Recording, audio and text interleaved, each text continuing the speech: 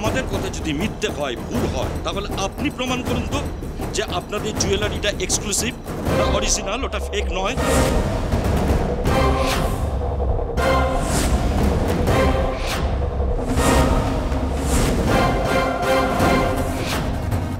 কি হলো মিস্টার সিংহ রায়, চুপ করে আছেন কেন?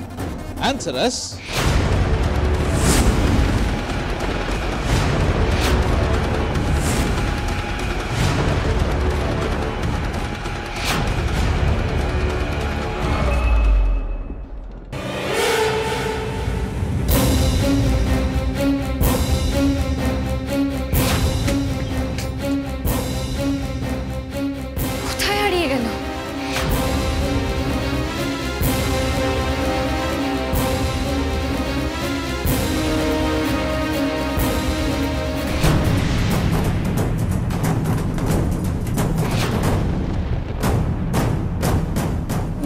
ম্যাডাম আপনি স্কাল্পচার রুমে তুমিই ছিলে, তাই না মিলি?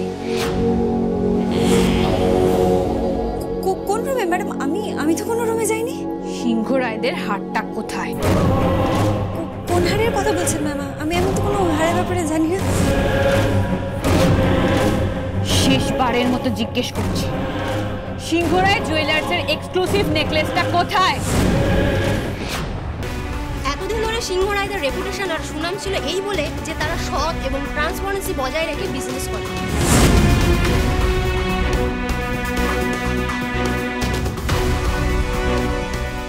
কিন্তু এখন তো তারাই ঠকাচ্ছে।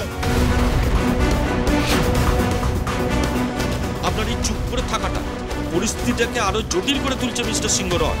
প্লিজ আপনি বলুন, আপনার মুখ থেকে আমরা আসল সত্যটা জানতে চাই। প্লিজ বলুন।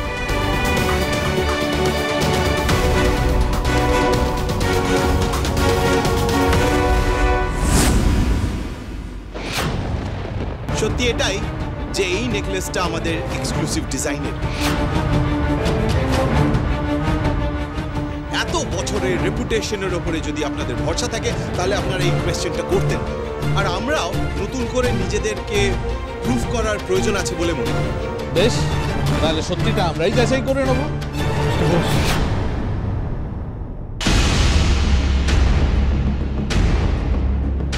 আপনারা ঠিকই বলেছেন, এটা সত্যি যে এই নেকলেস এটা অরিজিনাল নয়, এটা ফেক, এটা রেপ্লিকা।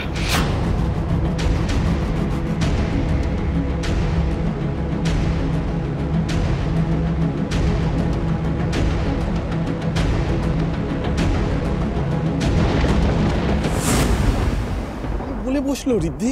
আমার মনে হয় দাদা সত্যি কথা বলে ঠিকই করেছে। এমনিতে মিথ্যে দিয়ে কতক্ষণ সত্যিটা আটকে রাখা যেত।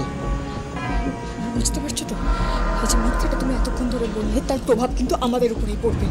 কি হবে গড নোজ। চেষ্টা করছি।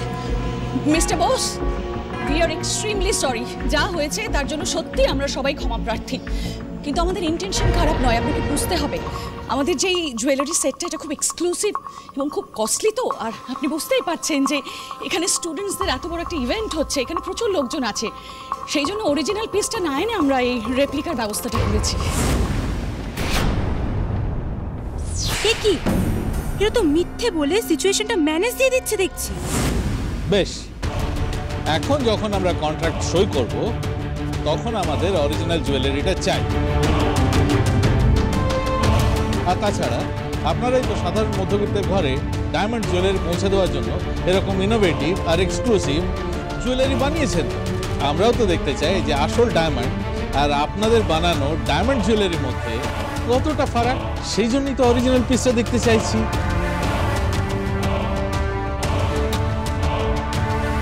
কি দেখাতে পারবেন তো,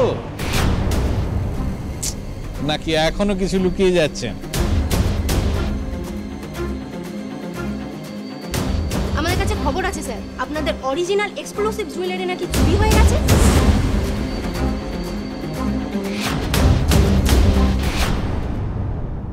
এসব হচ্ছেটা কি?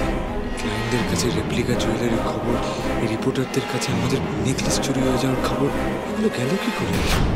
এই খবরটা ওনাদের কাছে কি করে গেছে সেটা বোধহয় আমি নির্ভুলভাবে আন্দাজ করতে পারছি।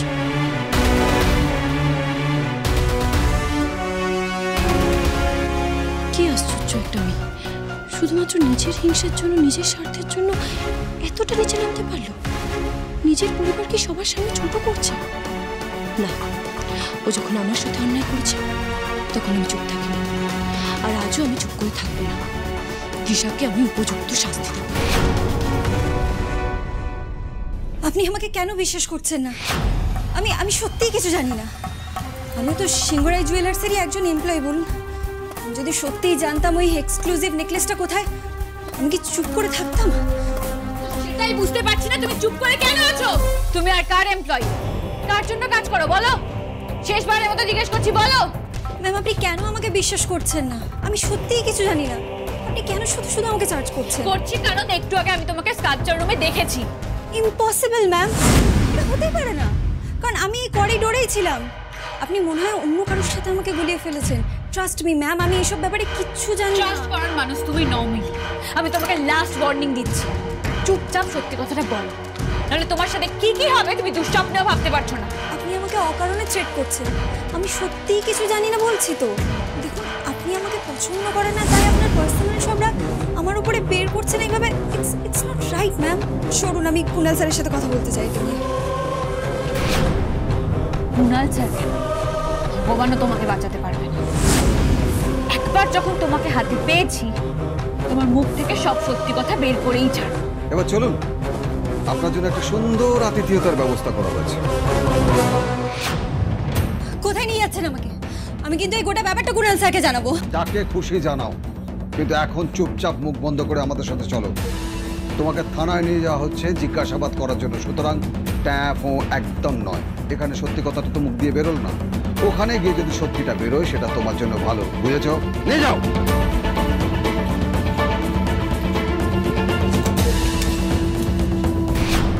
আমি শুধু এটুকুই বলবো যে আর যা কিছু হয়েছে, আপনাদের যে বিশ্বাসভঙ্গ হয়েছে তার জন্য দোষী আমি, সব দায় আমার। হাত জোর করে আমি আপনাদের কাছে ক্ষমা চাইছি। না স্যার, আপনি কেন এই দোষটা নিজের ঘাড়ে নিচ্ছেন? এই দোষটা আমার, কারণ এই প্ল্যানটা আমার ছিল। দেখুন, যাতে আমাদের শোটা সাকসেসফুল হয়, কোনো বাধা না পড়ে, তাই আমি ওই রেপ্লিকাটা বানিয়েছিলাম। স্যারের কোনো দোষ নেই, আপনারা স্যারকে কিছু বলবেন না। দেখুন, স্যারের কিন্তু সত্যি কোনো দোষ নেই। কার দোষ বা না দোষ আমার জানার দরকার নেই, না আমি জানতেও চাই।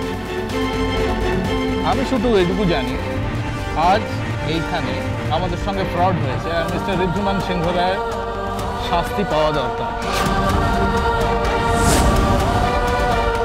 এক্ষুনি পুলিশ আসবে, ওনাকে নিয়ে যাবে। না, বাবা কিছু করেন। আপনারা এটা করতে পারেন না বাবার সাথে। একটা নির্দোষ মানুষকে কোন বেসিতে পুলিশের হাতে দিয়ে দিচ্ছে না? নির্দোষ কি না সেটা নয় পুলিশই বিচার করুক।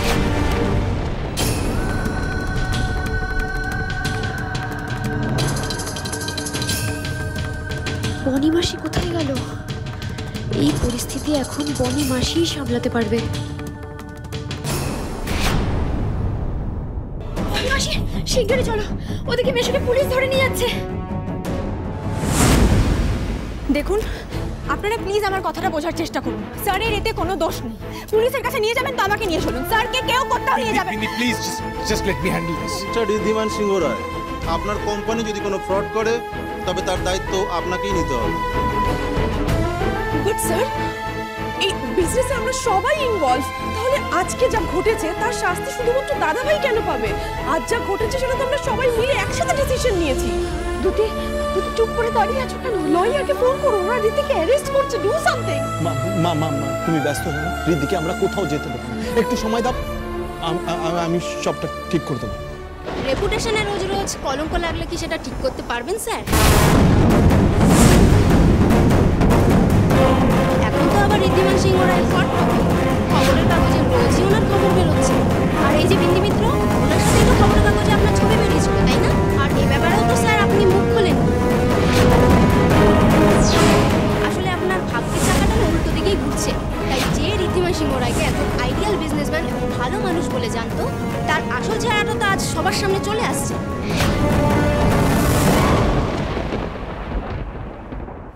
আমি একটা জিনিস বুঝতে পারছি না, এই রিপোর্টাররা ক্লায়েন্টরা জানলো কি করে যে আমাদের এক্সক্লুসিভ জুয়েলারিটা চুরি হয়ে গেছে?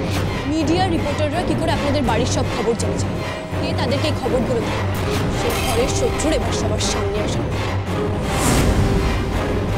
বাবা, তুমি কার কথা বলছো আমি বুঝতে পারছি না। এই সবটার জন্য যে দায়ী সেই দিশার কথা বলছি।